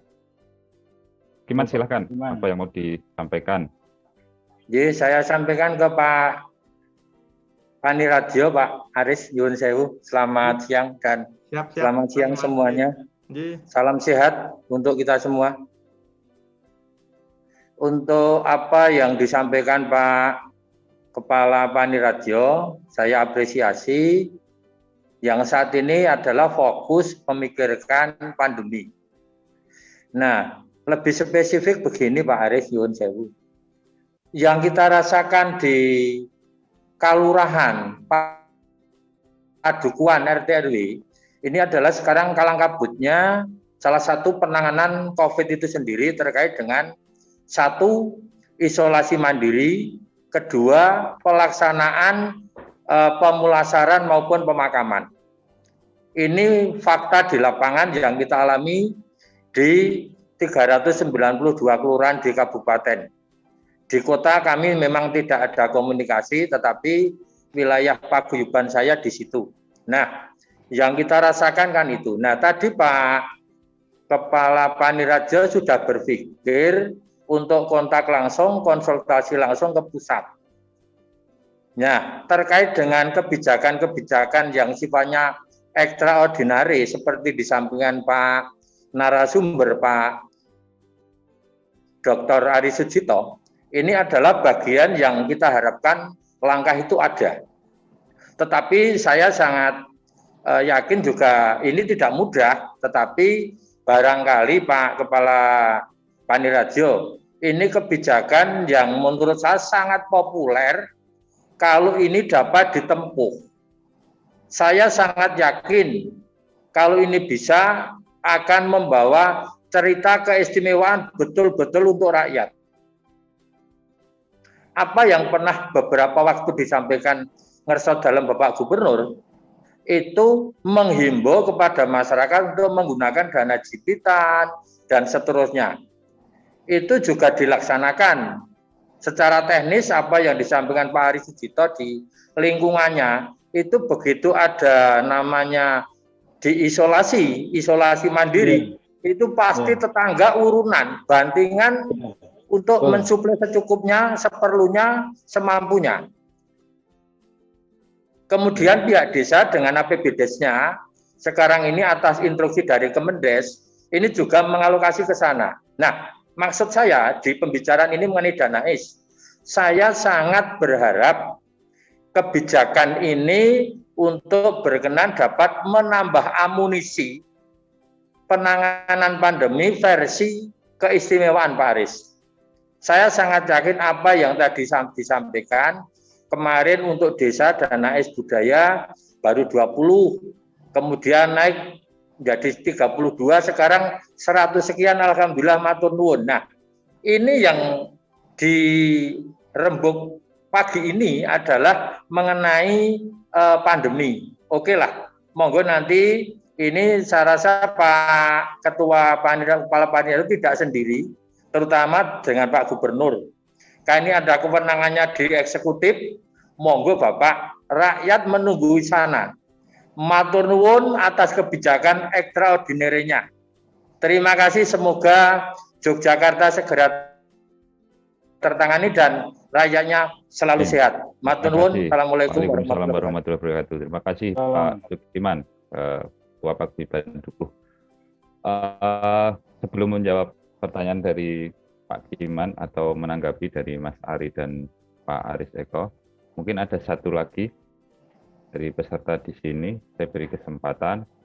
Silahkan raise hand dulu. Pak Kanjeng Pangeran Negoro, ya.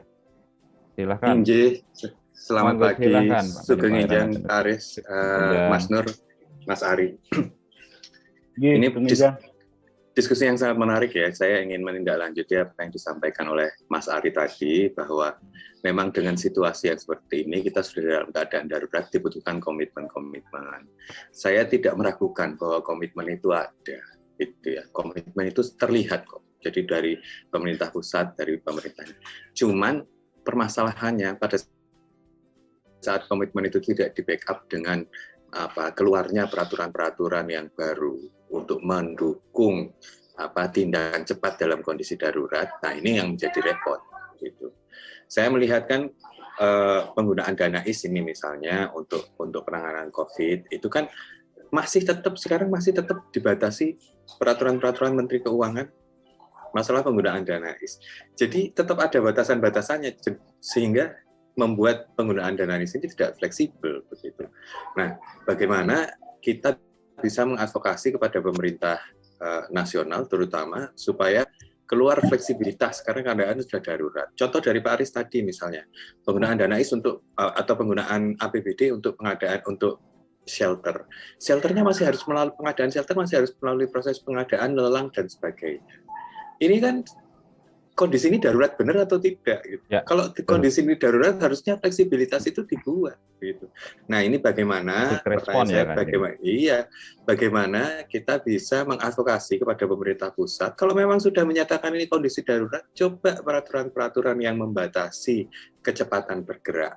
Ya, kecepatan bergerak baik dalam penganggaran maupun dalam program-program kegiatan itu dibuat supaya lebih rileks gitu. Karena kan kondisi memang sudah darurat. Saya kasihan terus terang sama teman-teman birokrat, teman-teman Pemda yang sebetulnya komitmennya saya tidak ragukan. Gitu. Tapi untuk bergerak itu selalu dibatasi oleh peraturan. Kalau kita bilangnya kan bisa seperti ini diikut begini begitu, tapi nanti pada saat tahun depan diaudit kemudian jadi masalah, tiba-tiba terus tidak bisa tidur di rumah tapi harus tidur di Wirogunan, itu siapa yang mau nanggung? Kan yang nanggung teman-teman birokrat gitu loh.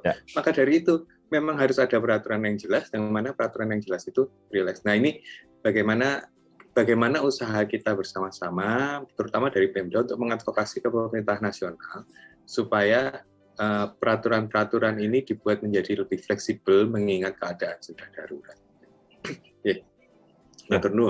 Terima kasih, Kanjeng Pangeran Harjo Notonegoro. Nah, ini mungkin bisa ditanggapi oleh Pak Aris, dua-duanya ditujukan ke Pak Aris barangkali ya. Jadi memang untuk quick respon agak sulit ya di hambatan birokrasi ini, regulasi yang menghukum gitu. Jangan sampai diskresi yang dilakukan atau terobosan-terobosan justru memunculkan problem di kemudian hari. Artinya harus menyelesaikan masalah tanpa kemudian muncul masalah di tahun depan atau di kemudian hari. Silakan Pak Aris. Ji, tadi kami sempat cerita Nyun Sewu menikah Kanjeng Pangeran Harjo Notonegoro. Jadi kami tadi sempat cerita kalau Pemda provinsi, Pemda kabupaten ini beda dengan pemerintah kalurahan. Kalau kalurahan itu kecenderungannya prosesnya di atas 200 juta itu tidak tanpa lelang tidak masalah karena aturannya bisa dengan itu. Tapi kalau Pemda sama Pemprov memang tidak bisa. Ini yang pertama yang menjadi bagian. Kemudian betul yang disampaikan oleh Kanjeng Noto tadi, memang kita itu juga ada batasan regulasi. Kenapa pada saat ini kok shelter kok masuknya program kegiatan bukan BTT? Ini juga arahan dari KPK dan juga BPK bahwa kita tidak boleh memasang terlalu banyak di BTT. Nah, ini kan menjadi bagian. Tapi kalau kemudian terjadi yang luar biasa, BTT kemudian diperbanyak lagi dengan semua kegiatan ditunda, bisa enggak? Bisa. Selama itu memang dibutuhkan. Kapan itu pernah terjadi? Kami tadi sempat cerita tahun 2006. 7 Mei 2006.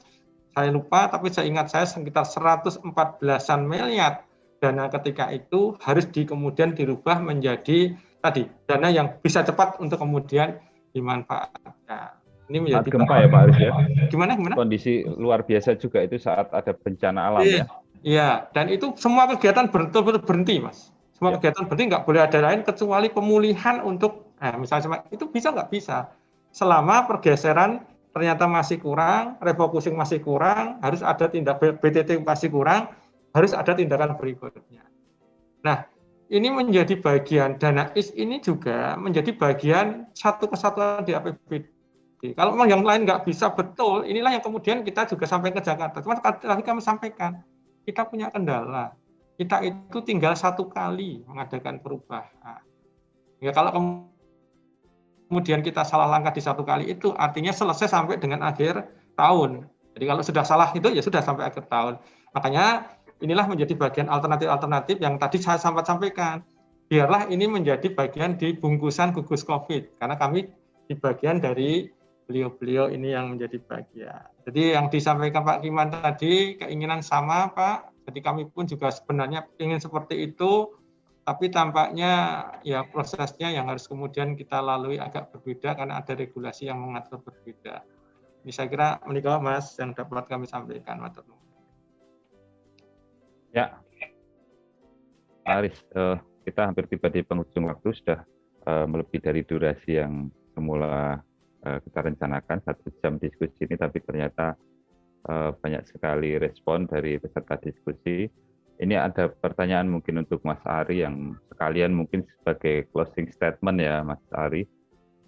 Pernyataan kedaruratan sudah dikeluarkan pusat dan diamini daerah melalui SK Gubernur 28 Juni 2021. Namun mobilisasi dana PDT sampai saat ini belum dilakukan. Bagaimana ini, semoga ditanggapi Mas Ari. Mas Ari ya, atau Pak Aris ini maksudnya. Ya. Jadi mungkin itu tadi tanggapan-tanggapannya. Sekalian closing statement ya Pak Aris juga ya. Sekali lagi kita ingin menekankan pentingnya komitmen politik ini karena memang sense of crisis juga mulai tumbuh, dan saya yakin juga upaya yang dilakukan oleh negara dengan elemen-elemen yang dalamnya adalah pemerintah dan beberapa pihak yang lain untuk menangani COVID ini serius, bahwa elemen ini kadang-kadang fragmented karena jebakan regulasi yang belum disinkronkan, ini yang harus diatasi. Pengalaman sejauh ini menunjukkan jangan buat di masyarakat di birokrasi di bawah itu ragu, karena itu harus ada langkah strategis di apa hukum. Nah tadi kalaulah peraturan di tingkat nasional sudah terbitkan dan itu diikuti ya, peraturan gubernur misalnya yang itu sebagai payung, tentu ini akan memudahkan kerja-kerja. Nah ini membutuhkan dukungan kecepatan yang luar biasa. Saya yakin karena pertimbangan bencana COVID ini tidak jelas sampai kapan, maka skenario darurat dan skenario jangka menengah pelembagaan itu harus dibuat. Gitu. Pilihan-pilihan ini tentu membutuhkan daya dukung. Teka-teki tentang COVID ini tidak hanya punya implikasi pada dimensi kesehatan, tapi juga ekonomi. Kerja pemberdayaan silakan terus saja jalan, tapi kerja jangka pendek yang sifatnya menangani kesehatan, perluasan risiko ini harus terus menjadi concern kita. Gitu. Dan saya yakin harus ada negosiasi yang sifatnya regulatif atas peraturan Menteri Keuangan untuk jadikan payung hukum. Sembari kerja-kerja di bawah, tetapi upaya ke sana itu harus dilakukan. Dan tentu membutuhkan peran politik parlemen ini untuk juga ikut nyodok ke sana gitu, supaya dana ini betul-betul punya makna, bisa merespon sifatnya jangka pendek dan jangka menengah. Saya kira itu, dan terakhir saya katakan kita masih punya harapan dengan memanfaatkan partisipasi publik ini, partisipasi publik yang kuat, daya dukung kuat. Jikalau dana ini sebagai budget publik, dana publik, ini juga punya makna buat mereka. Saya yakin antara trust dan kontrol harus saling memenuhi. Terima kasih. Baik. Mas moderator dan Pak Aris dan teman-teman semua. Itu tadi closing statement dari Pak Ari. Jadi artinya dibutuhkan kolaborasi masyarakat yang kemudian direspon oleh pemerintah daerah, kemudian menjadi konsolidasi yang cukup kuat untuk menangani COVID. Untuk terakhir, Pak Aris Eko, silakan, mungkin ada closing statement yang bisa menjadi intisari dari fokus group discussion siang ini. Silakan, Pak Aris.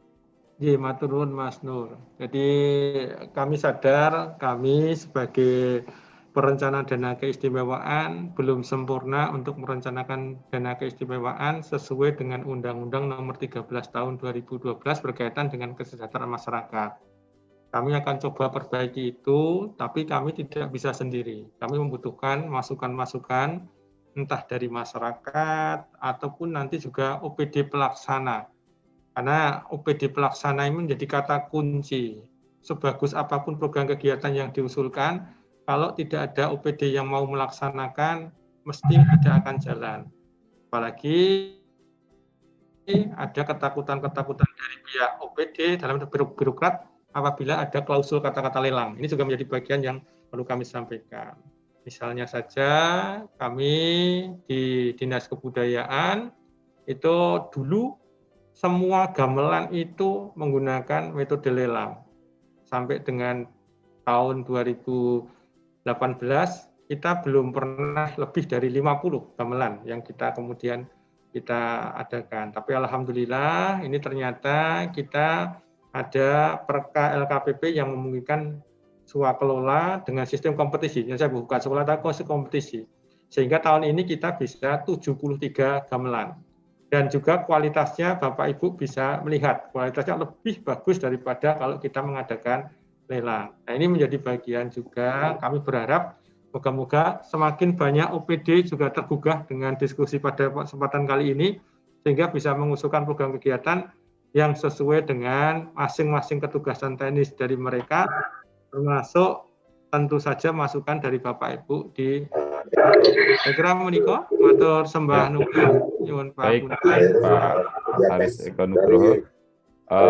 Kita sudah sampai di penghujung acara forum Focus Group Discussion yang hari ini. Untuk Sobat Harjo, bahwa Focus Group Discussion ini didukung oleh Satgas Penanganan COVID DNPB. Dan ini kami selenggarakan setiap pekan sekali, jadi kepada Sobat Harjo semua dan semua yang hadir di sini, jika memang ada beberapa isu yang butuh untuk didiskusikan dalam forum semacam ini, bisa mengusulkan ke Redaksi Harian Jogja. Jadi kami sangat terbuka, apa isu yang menarik untuk kita bahas atau kita temukan solusi bersama-sama, silahkan disampaikan melalui line redaksi, bisa melalui Instagram Harian Jogja atau melalui Facebook, atau juga ke nomor telepon Halo Jogja di Harian Jogja. Silakan jika ada isu-isu yang hendak dibahas melalui forum seperti ini, kami sangat terbuka. Dan terima kasih sekali Pak Aris Eko Nugroho sudah menyempatkan waktu untuk memberikan banyak informasi kepada kita semua. Dan Pak Ari Sujito, terima kasih sudah menyempatkan waktu dan memberikan banyak pengetahuan kepada kita. Diskusi bisa ditutup sampai di sini. Mohon maaf jika ada banyak kekeliruan. Sampai ketemu di diskusi-diskusi mendatang. Terima kasih. Matur sembah nuwun Bapak Ibu sedaya, Mas Ari, matur sembah nuwun, Kanjeng Noto, Gusti Hayu, Kanjeng Yudo, matur sembah nuwun, dan Bapak Ibu semua. Sama-sama. Matur nuwun Pak Aris. Sami-sami. Mas Ari, matur nuwun. Dan saya Bu, mohon izin live. Mas Profesor Ari Sujito, salam sehat.